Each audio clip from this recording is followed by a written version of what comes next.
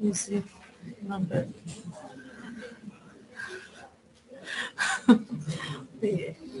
بعد هنا ما نجمش نحكي برشا لا محل دونك المساج نتاعي باش يكون قصير ورابيد ان شاء الله. Les traumatismes crâniens graves. Donc, كما تعرفوا tout traumatisme crânien grave عنده un score de Glasgow inférieur ou égal à 8 après stabilisation des grandes fonctions respiratoires et hémodynamiques. D'accord.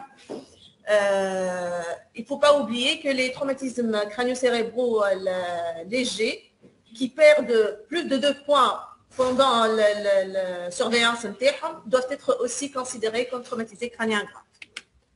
Donc, le score de Glasgow depuis les années 70 a été là pour évaluer la conscience des traumatisés crâniens et donc il donne une classification pronostique et aussi de gravité pour les traumatisés crâniens et on insiste sur la réponse motrice qui inclut déjà la décérébration, décortication. Ces deux paramètres-là indiquent aussi la gravité du traumatisé crânien. Donc, un traumatisé crânien grave, on doit ne pas aggraver les lésions présentes et aussi ne pas créer de nouvelles lésions.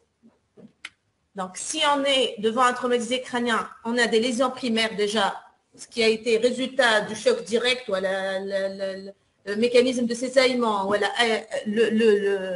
les lésions primaires ne doivent pas être aggravées par des agressions secondaires, que ce soit centrales ou systémiques. Donc, إني ما نزيدش على مريضي كان عندي une hypertension intracrânienne, je dois la traiter, une hydrocéphalie, je dois la drainer, un œdème cérébral nati des anti-œdémateux, des convulsions, je dois les traiter. Aussi les axos, les fameux axos, il faut traiter les hypohypertensions, l'hyperglycémie, l'hypoxie, l'hyperthermie, l'hypocapnie, l'hypercapnie, l'anémie. Et allez, pour rompre le cercle avant de créer de lésions qui vont aboutir à l'ischémie cérébrale. Déjà, les lésions initiales, je ne dois pas aggraver la situation avec des lésions à type d'ischémie cérébrale. Donc, on va lutter contre l'hypertension intracrânienne, on va préserver le débit sanguin cérébral et lutter contre les axoses. Et souvent, on aura besoin d'une intervention neurochirurgicale selon les indications. Donc, comme épidémiologie, les traumas crâniens, ça touche les polytraumes, les sujets jeunes, de sexe masculin surtout, à la khata, les femmes savent mieux conduire. Et puis, c'est surtout des accidents de la voie publique. Un peu d'anatomie. Donc, cerveau mtianafite, 3 compartiments. Dans une boîte inextensible, femme a du LCR, femme a du volume sanguin cérébral, ou femme a choisi parenchyme. À peu près, le colo à 1500 millilitres. Donc, je ici fait l'hypertension crânienne, soit une augmentation du volume, ou elle a une augmentation de pression, qui est une boîte. Donc, on a la courbe de Langevin. En effet, Meloul, au-dessous de certains seuils, le genou de la courbe, quelle que soit la modification du volume intracrânien, il y a une augmentation faible dans les pressions intracrâniennes. Donc,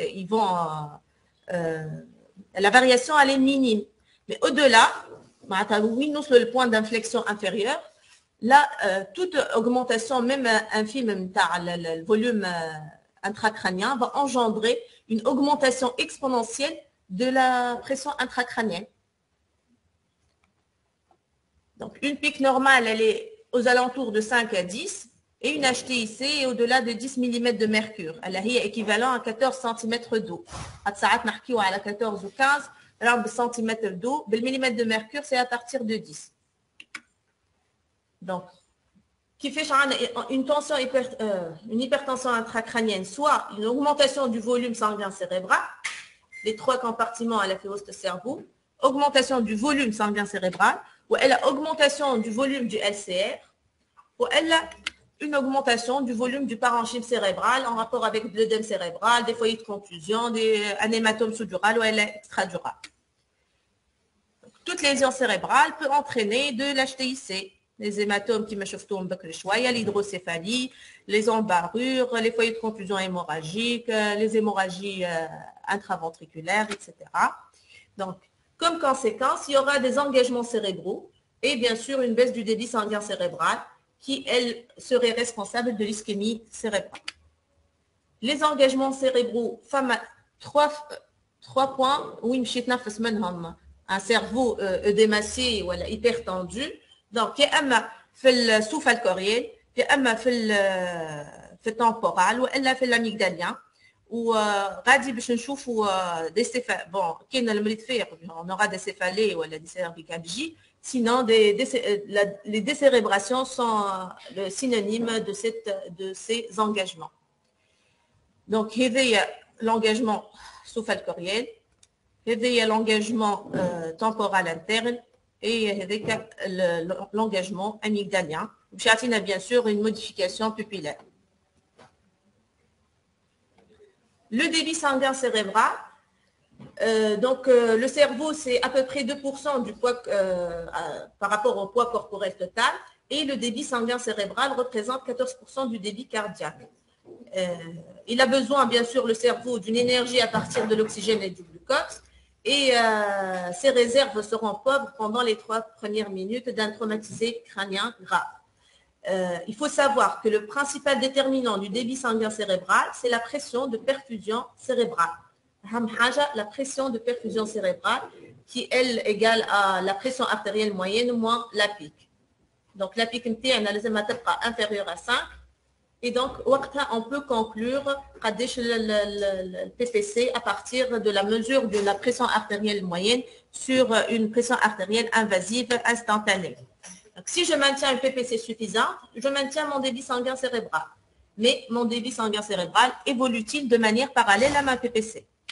Donc, l'ANE, c'est la courbe d'autorégulation cérébrale. En effet, l'autorégulation cérébrale n'est conservée que lorsque la barrière hémato-encéphalique elle est intacte. D'accord? Et donc, l'ANE fait zone hédéa entre 50 et 150 mm de mercure, un des sujets sains. Il y a donc le principe d'autorégulation. Le débit sanguin cérébral égale à la pression de perfusion cérébrale à les résistances cérébraux. Donc, il y a une vasodilatation, les résistances taïhin.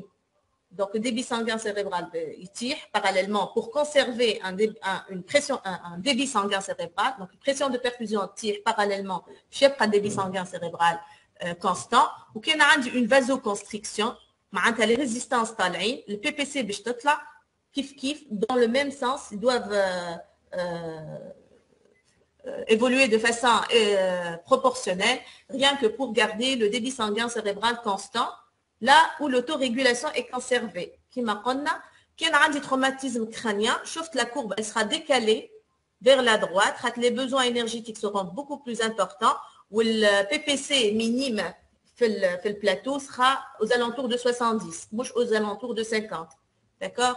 Donc, on ne peut appliquer le concept de l'autorégulation l'autorégulation conservée, la barrière hémato-encéphalique, elle est intacte.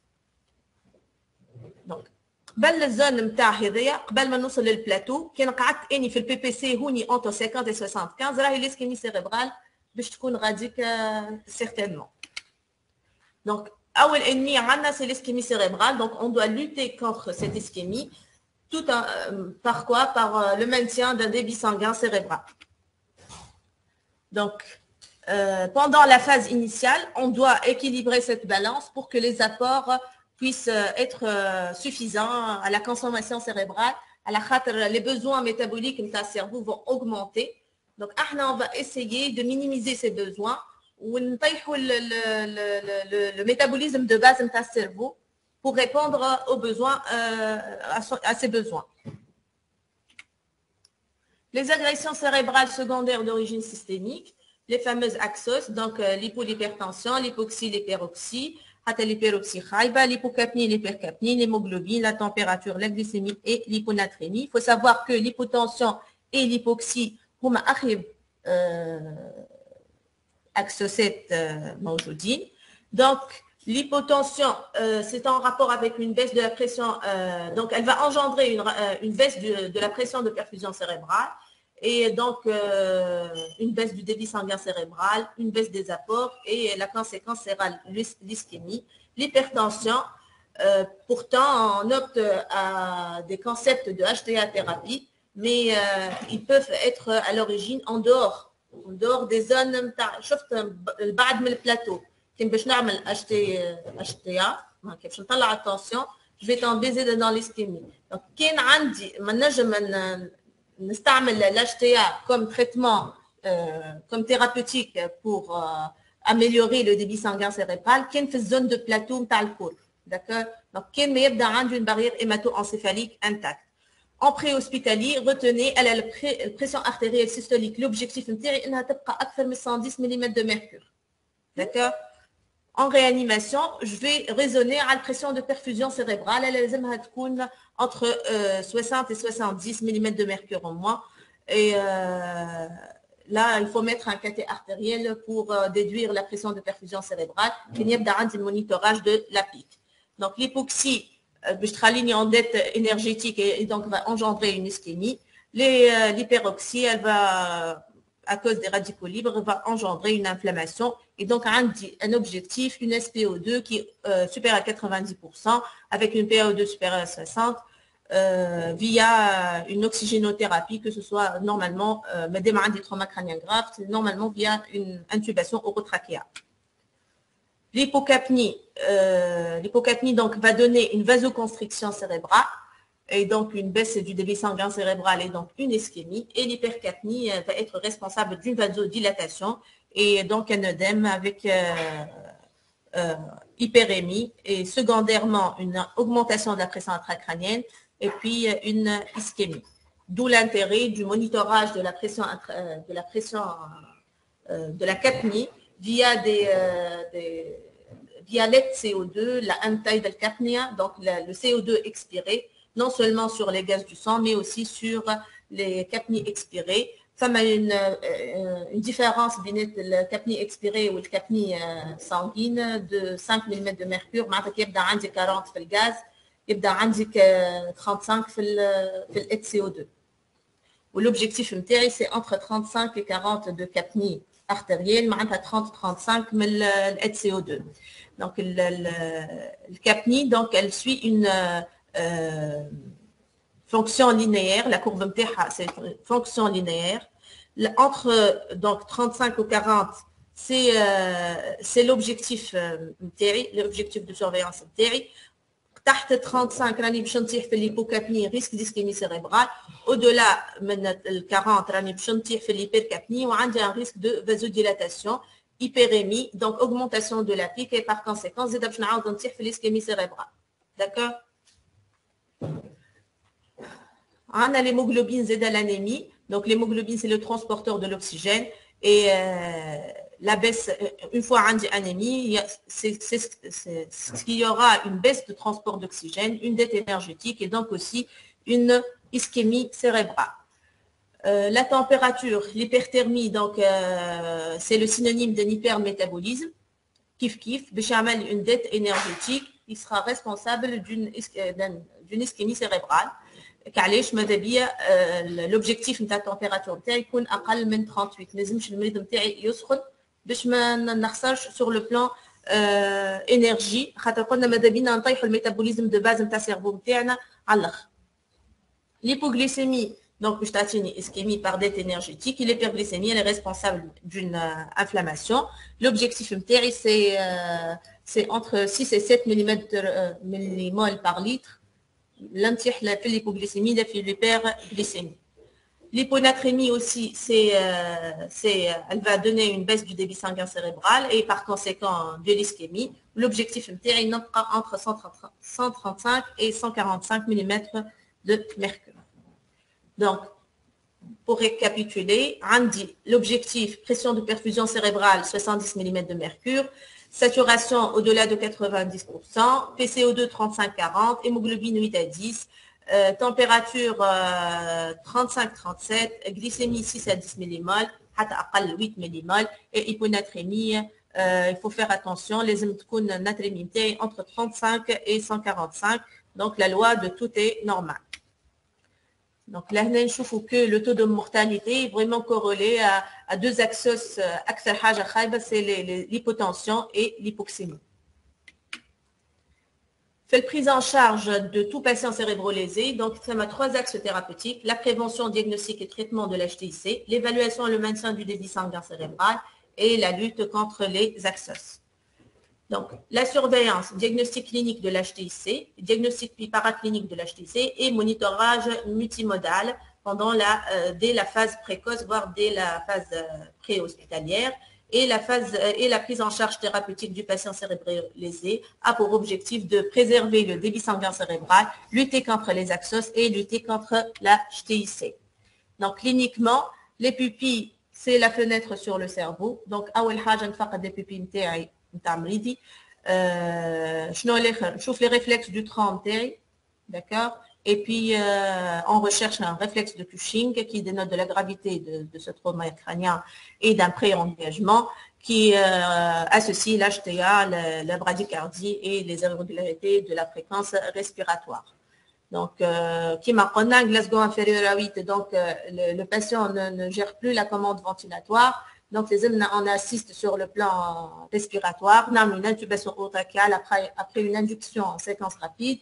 Ça sous-entend que tout traumatisé crânien grave qui est un patient ayant un estomac plein. Donc, je donne des hypnotiques qui ont l'effet hémodynamique aqallohid pour ne pas tomber dans l'hypotension, qui est un axis néfaste pour le cerveau. Et puis, une fois arrivé à l'hôpital, donc je termine la TDM cérébrale plus rachis cervical, qui m'a dit il ne faut pas oublier que tout traumatisé crânien grave est un traumatisé du rachis jusqu'à preuve du contraire. Et on a un scanner TDM cérébral non injecté pour faire la cartographie des lésions.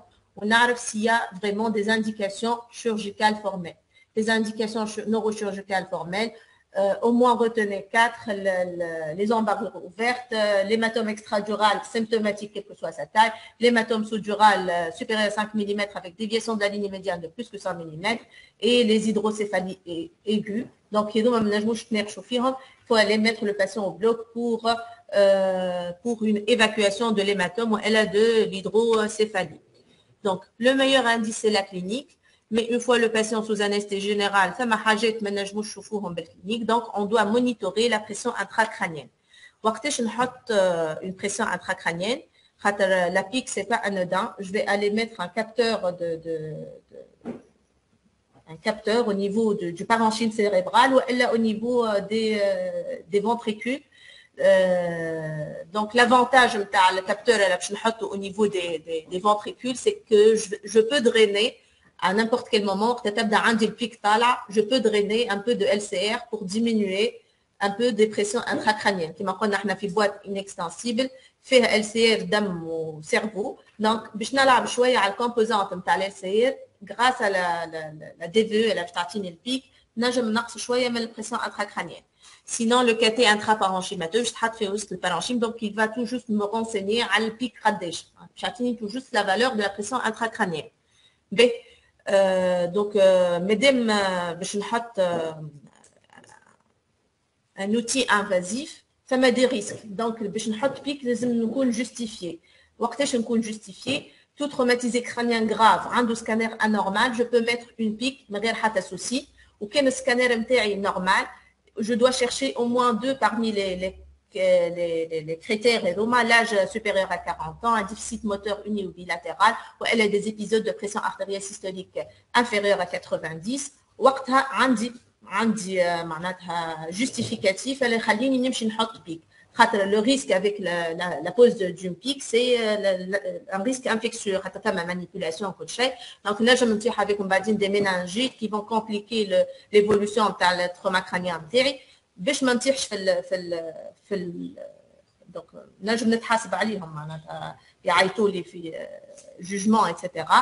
Je dois me justifier علاش حطيت البيك. En tout cas, dans tout trauma crânien grave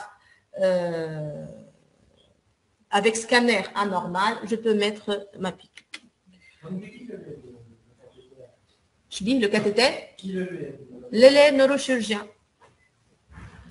مرتاح. هم يقول لك حتى لو كاتي انترا بارانشيماتور نجموا لي ريانيماتور يحطوه، مي جينيرالمون احنا بريفير نحطوا دي في او باش نربحوا بعدين كي باش نحيو شويه ال سي اف، دونك نحطوا اون فوا بور توت مع النيروشيرجيان. ب donc حطيت بيك كي نحط بيك je peux déduire donc la pression de perfusion cérébrale elle هي la PAM moins la pic. Donc la pic seule ne suffit pas pour surveiller un patient en HTIC, il faut aussi monitorer le débit sanguin cérébral. Je vais monitorer le débit sanguin cérébral. Un DTC, ou enfin la pression tissulaire cérébrale en oxygène. DTC, c'est un moyen non invasif, reproductible, c'est qu'on peut faire au lit du malade. Donc, une sonde d'échographie, une fenêtre temporale, là où j'ai l'artère sylvienne moyenne. Et je vais calculer l'index de pulsatilité qui, lui, est indépendant de l'angle d'insonation. On a le cutoff 1.4, au-delà de 1.4, la pic normale c'est 1 plus ou moins 0,2, من 0,8 حتى 1,2, au-delà de 1.4, ça a un risque d'ischémie cérébrale énorme. D'accord. Ça a les pressions tissulaires cérébrales en oxygène, ça a un moniteur, un moniteur, il va nous donner les pressions tissulaires en oxygène, ou ça a la saturation veineuse jugulaire en oxygène. باش نشوفوا بها قداش صارت اكستراكسيون دوكسيجين. كان عندي ديبي سانغان سيريبرال élevé, donc الدم باش يدخل يخرج من السيرفو rapidement, il n'aura pas le temps d'être extrait, donc la saturation veineuse jugulaire en oxygène باش تطلع طالعه. وكاين عندي ان با ديبي سانغان سيريبرال، دونك الدم كي باش يدخل للسيرفو باش يسركل في عقله تصير له اكستراكسيون في عقله، donc il va sortir pauvre en oxygène. Donc كان عندي SVGO2 basse راني عندي با ديبي سانغان سيريبرال، وكان عندي SVGO2 طالعه راني عندي une hyperémie cérébrale. Le juste HTB entre 55 et 75% de saturation veineuse jugulaire en oxygène. Donc le monitorage de l'HTIC, il doit être multimodal, associant la mesure instantanée de la pression artérielle moyenne, un capteur de pic, une DTC, la HCO2 bien sûr pour la capnie et la pression tissulaire en oxygène. Donc l'objectif c'est préserver le débit sanguin cérébral par l'amélioration de la pression de perfusion cérébrale. Donc on doit lutter contre les axos. Et là, on redit la même chose. Comment lutter contre l'HTIC ou comment la traiter? La sédation intraveineuse. Donc, maintenant, l'induction, sans anesthésie, je dois entretenir l'anesthésie par des molécules qui donnent des effets hémodynamiques minimes, qui m'a l'hypnovène, ou un morphinomimétique fort, qui m'a le sulfentanyl. باش المريض ما يحسش et pour minimiser le débit le métabolisme de base du cerveau en diminuant la CMRO2 cérébrale. Puis la curarisation elle n'est pas obligatoire, la curarisation est tout juste pour adapter le patient au respirateur باش ما يكحش على الصدر. Ensuite les barbituriques c'est des molécules qui mal pentotal et ils vont donner une vasoconstriction cérébrale, diminuer donc la pique et améliorer le débit sanguin cérébral, et ils ont un effet de diminution de la consommation cérébrale en oxygène par la diminution de la CMRO2 et donc ils vont mimer un état de mort encéphalique باش يعمل burst suppression على l'EEG. Donc on dirait هذاك كما يقولوا هما في المور انسيفاليك سي ان فاكتور كونفوندون، دونك لازمك تثبت اللي هو المريض مش ياخذ في الباربيتوريك، مي يفو فيغ اتونسيون خاطر البين توتال يطيح برشا تونسيون، دونك باش تطيح في الاكسس نتاع ليبوتونسيون، دونك يفو دونك corriger les conséquences hémodynamiques et aussi les immunosuppresseurs. L'osmothérapie, c'est des thérapeutiques qui doivent être instaurées dès la constatation des signes d'engagement, mais l'état pupillaire. Il y a un manitol %, et un sérum salé hypertonique.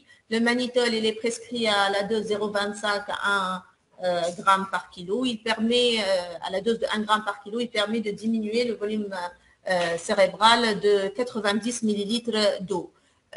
Le sérum salé hypertonique, il est un sérum salé hypertonique à 20%, il a 4 ampoules à passer en 30 minutes, où il va agir par les concentrations en sodium. Et عنده l'avantage انه يعطي un effet anti-inflammatoire. Donc, par contre, le mannitol, il va donner une diurèse osmotique. Il peut être la cause d'une hypotension. Donc, je t'ai le mannitol, mais depuis que le volémie متاعي. Donc, il faut remplir le patient. Maintenant, c'est chemridi, je l'hypotension. Qui j'ai à choisir, je choisirai le sérum salé hypertonique en dehors des contre-indications. Laquelle il y a une hypernatrémie, tal'a barcha. Le mannitol il est bien, il peut faire l'affaire ou il y a un effet osmotique. L'hypothermie, c'est qui marquait dans l'hypothermie, c'est pour minimiser le métabolisme de base. Donc, je vais fixer un objectif 35-36 et les dérivations du LCR via le DVE, la hatinée en Bakri, qui elle sert à la mesure de la pression intracrânienne aussi. Et آخر حاجة نوليو نعملوا une craniectomie de compressive, نمشيو نحيو un volet, d'accord.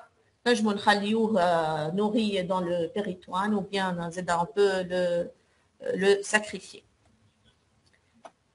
Donc, on doit commencer donc par l'intubation et la ventilation mécanique en visant une normocapnie. Le malade mazal عنده en HIC, donc on va approfondir la sédation. On peut donc au dépend d'un risque d'hypotension. Le drainage du LCR par le capteur de la pique elle a la DVE qui m'enconne donc avec un risque infectieux.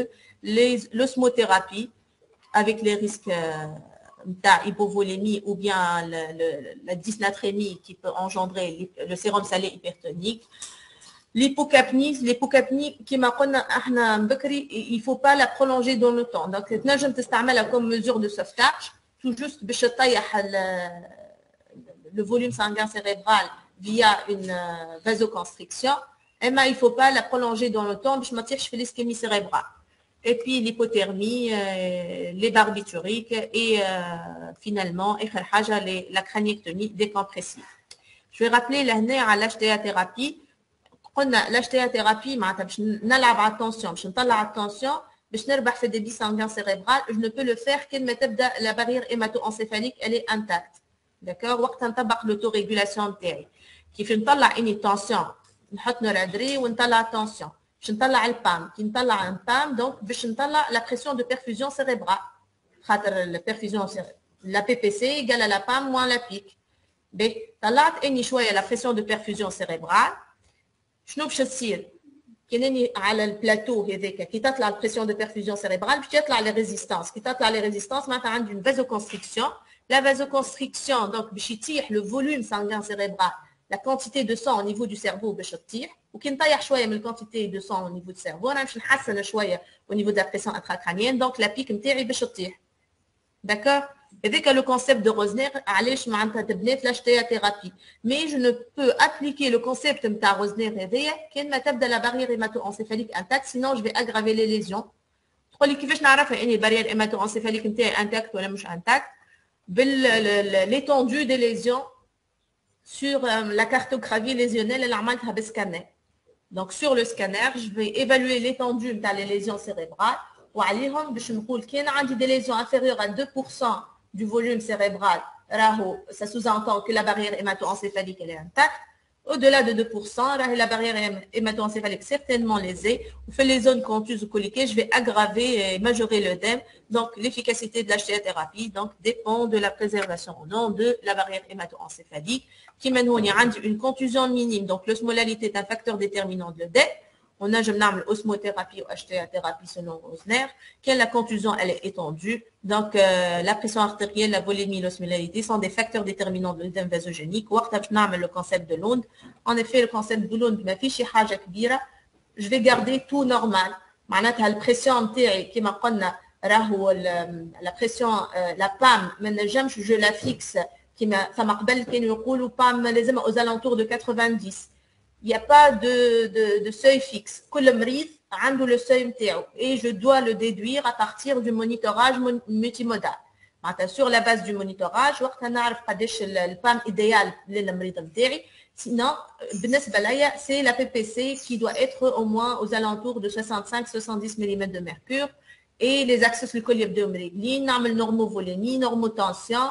حكاو قبل على les corticoïdes et l'albumine, quoique ils sont remis en question maintenant. Donc,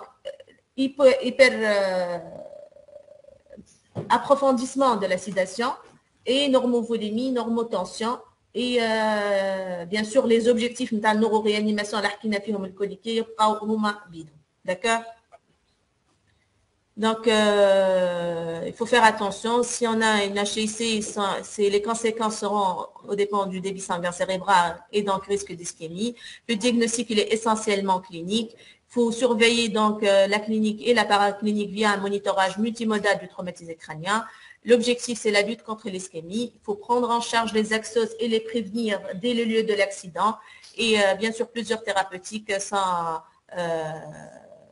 disponibles pour lutter contre l'HTIC et améliorer le pronostic des traumatisés crâniens. Et merci.